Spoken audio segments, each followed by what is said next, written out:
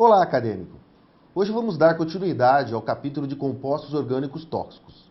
Nossa videoaula será sobre bioconcentração e biomagnificação.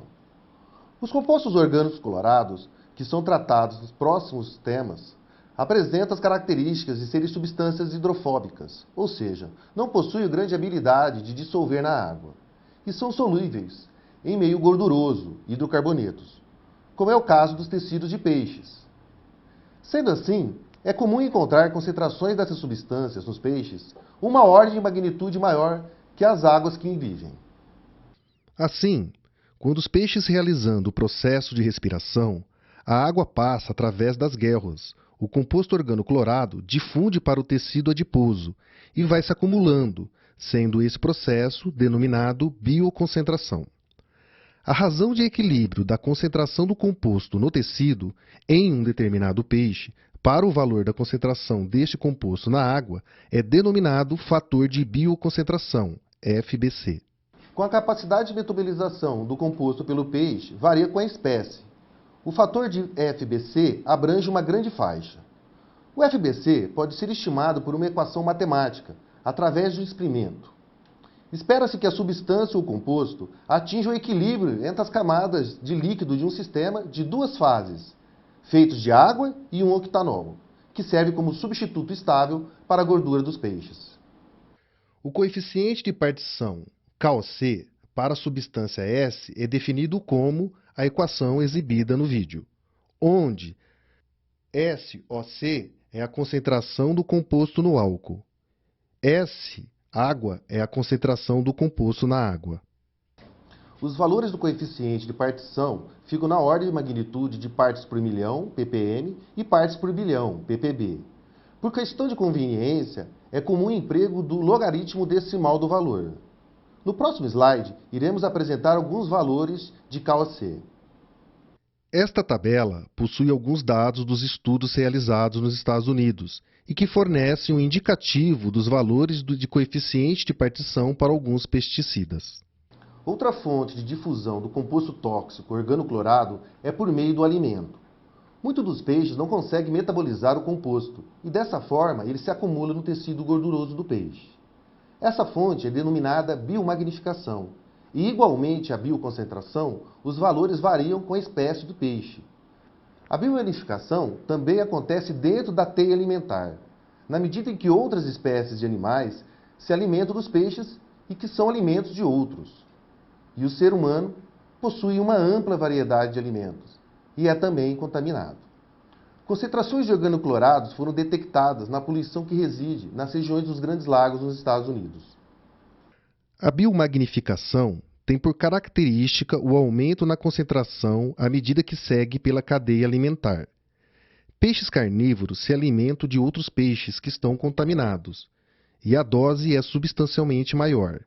E na medida em que se alimenta regularmente e ainda processa a água pelas guelras, o acúmulo acontece em maior velocidade. Um composto químico magnificado é aquele que aumenta sua concentração ao longo da cadeia alimentar. É o alimento a majoritária forma de contaminação em seres humanos de organoclorados, e a bionificação é a explicação para isso. A toxicologia é o estudo dos efeitos de substâncias ou compostos tóxicos sobre a saúde, cuja metodologia de estudo envolve geralmente a aplicação de doses diferentes de substância ou composto em animais de laboratório e posterior relato de quais foram seus efeitos sobre a saúde deles. Um dos dados obtidos do estudo toxicológico é o valor da toxicidade aguda, ou seja, qual é a quantidade de composto que, depois de ingerido, causa o aparecimento imediato de sintomas relacionados ao agravo à saúde e posterior morte. Maior importância que a determinação da toxicidade aguda de um produto é a exposição crônica ao composto, visto que a exposição em longo prazo de doses diminutas, apesar de não levar ao óbito, pode ocasionar problemas à saúde com o transcorrer da vida. Esses estudos são muito mais complicados de serem feitos, visto que sua duração pode ser de dezenas de anos, sendo raros e muito mais custosos. Um produto tóxico pode apresentar a toxicidade aguda e a toxicidade crônica, e ambas podem apresentar mecanismos distintos para afetar a saúde. Exemplo de como um feito agudo pode tornar-se crônico é o caso da cloracne, irritação na pele com presença de compostos organoclorados, que no caso de sucessivas intoxicações pode evoluir para um câncer de pele. Geralmente, as substâncias que produzem efeitos danosos à saúde dos humanos podem ser de três tipos. Substâncias mutagênicas são as que causam uma mudança no DNA e que pode ocorrer nas células presentes nos gametas, óvulo ou esperma. A maioria é muito perigosa. Substâncias cancerígenas, que causam câncer. Substâncias teratogênicas, que afetam o período gestacional e o desenvolvimento do feto, causando defeitos de nascença no feto. As informações quantitativas para considerar a toxicidade de uma substância são obtidas por meio de experimentos, onde uma dose da substância é aplicada em animais, sendo comum, atualmente, o emprego de bactérias, e posterior análise dos efeitos, de modo a obter uma relação entre a dose ministrada e o efeito do cancerígeno ou não. Como dito anteriormente, as pesquisas que avaliam a toxicidade aguda de uma substância é bem mais comum que as pesquisas relacionadas aos efeitos crônicos. Para determinar diretamente os efeitos de exposição contínua a baixa concentração por um longo período, a quantidade de animais e experimentos e a duração dos estudos seria muito longo. Para possibilitar o levantamento desses efeitos, emprega-se o uso de doses maiores, tornando os efeitos mais rápidos e notórios, e extrapolando os dados para níveis mais baixos de exposição ambiental. É muito comum em nossas casas que alguns fiquem doentes e outros indivíduos, mesmo em contato com o indivíduo doente, não fiquem. Essa natureza na diferença de resposta de dois indivíduos a um componente exógeno também está sendo pesquisada com relação às toxicidades das substâncias. Ou seja, as diferenças de susceptibilidade dos indivíduos para um composto, alguns respondem para uma dose muito baixa, enquanto outros requerem uma dose muito mais alta antes de apresentar uma resposta. Fez os cientistas desenvolver o conceito de relação dose-resposta para substâncias tóxicas e agentes ambientais. Nas figuras A e B, apresentamos uma curva de dose-resposta típica para um composto tóxico genérico. No eixo X, horizontal, temos apresentado os valores da dose ministrada, e em Y, a porcentagem da população de cobaias afetada. Além do teste que determina o nível de toxicidade agudo para uma substância, temos o teste AMES, o qual indica o quanto o composto é cancerígeno. Neste tipo de experimento, não são feitos em animais, mas sim em bactérias.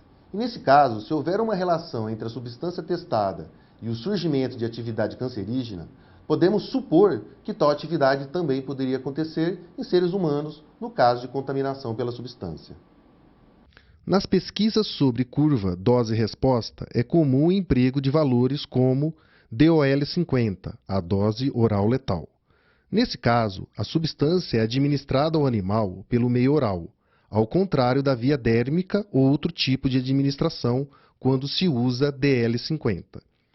Outro parâmetro utilizado para definir o grau de periculosidade de uma substância em uma amostra ambiental é a concentração letal, CL, da substância. A CL, quando em ambientes aéreos ou aquáticos, tem seus valores que são expressos em unidades de miligrama por litros. De posse dos dados toxicológicos DL50, DOL50 ou CL50, segue-se para o processo de avaliação de riscos. A análise de avaliação de risco pode tentar determinar qual a exposição permitida para uma substância ou composto, mas deve informar quantitativamente quais os tipos de toxicidade à saúde da população humana e quais as chances probabilísticas dos efeitos acontecerem. Sendo assim, torna-se necessário o conhecimento de a toxicidade aguda, os efeitos à saúde, a relação dose-resposta para os modos de exposição oral, dérmica ou por inalação, e estimar o potencial de exposição humana para a substância ou composto. O transporte a longas distâncias de poluentes atmosféricos foi determinado por meio de princípios da fisicoquímica, de conhecimento que os diferentes compostos químicos apresentam diferente expressão de vapor e que a temperatura de condensação é variável.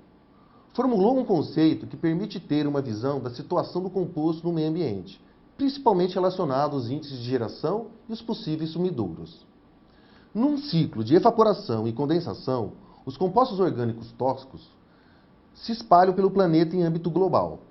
Os ciclos de evaporação e condensação causam fracionamento dos poluentes, pois as velocidades de dispersão serão diferentes para diferentes substâncias que o compõem. Substâncias com maior pressão de vapor viajam a uma velocidade maior que as que apresentam menor pressão de vapor. A mobilidade do poluente, sendo assim, aumenta com a pressão do vapor e este aumenta com a temperatura. Ou seja, regiões tropicais são as que mais emitem poluentes, quase não acumulando nada. O processo de acumulação vai acontecer quando o composto atingir uma região do planeta onde a temperatura seja baixa o suficiente para favorecer o processo de condensação ou de evaporação. O DDT, que possui pressão de vapor no líquido superresfriado de 0,005 pascal, mas que possui temperatura de condensação de 13 graus Celsius. Com isso, o DDT, nos períodos de inverno, se acumula nas regiões temperadas, e no verão, uma pequena fração migra para as regiões polares. Nesta figura, apresentamos o efeito gafanhoto, denominação para o processo de evaporação e condensação já descrito, para um pulso de poluente emitido próximo ao equador no tempo T0. Em T1, a concentração encontra-se nos trópicos. Em T2, deslocação para as regiões subtropicais.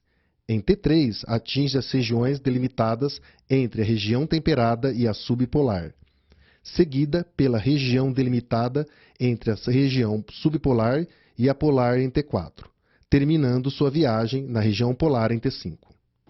Até que ponto as moléculas vão conseguir chegar dependerá das suas características de pressão de vapor e temperatura de condensação. Caro acadêmico, aqui terminamos mais uma aula de Química Ambiental. Até a próxima aula!